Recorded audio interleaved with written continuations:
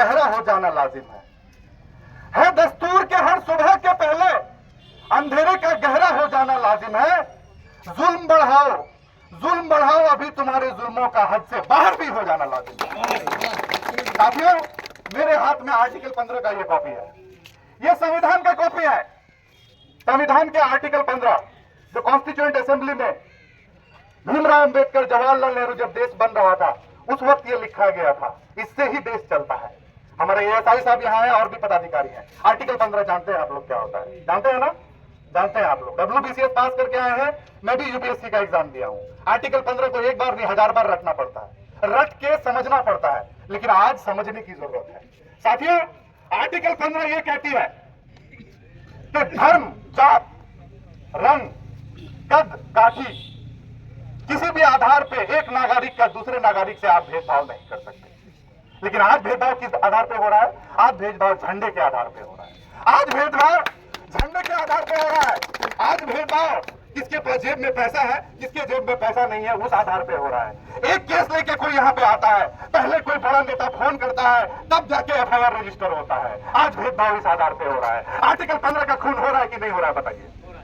संविधान का खून हो रहा है कि नहीं हो रहा है बताइए? हर दिन संविधान का खून होता है, हर दिन मजलूम लोग परेशान होते हैं, लेकिन इनको आंसू तो छोड़िए, इनके मन में आ तक नहीं आता। न इनको आता है, न इनके ऊपर बैठे हुए इनके आत्माओं को आता है। शर्म आनी चाहिए इनको।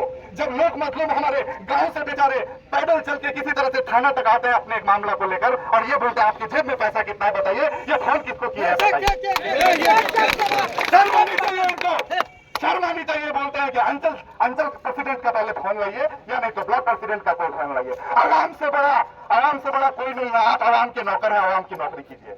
अगर अंचल प्रेसिडेंट की नौकरी करनी है या ब्लॉक प्रेसिडेंट की नौकरी करनी है तो उनके घर में जाके कुर्सी लगाइए, ग्वालपेट थाना को खाली कर दीजिए। हम लोग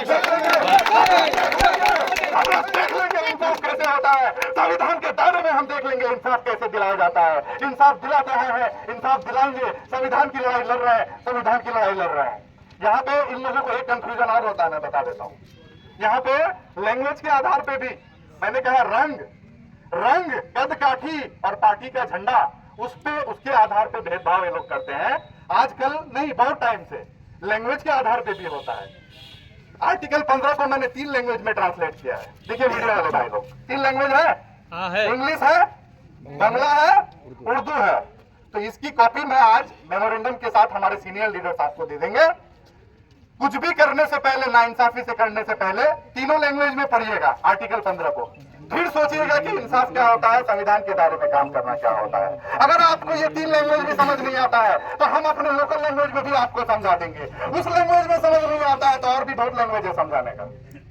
हम मास डिपुटेशन करेंगे, संविधान के दायरे में रह के तब तक डिपुटेशन करेंगे जब तक आवाम को इंसाफ नहीं मिल जाता।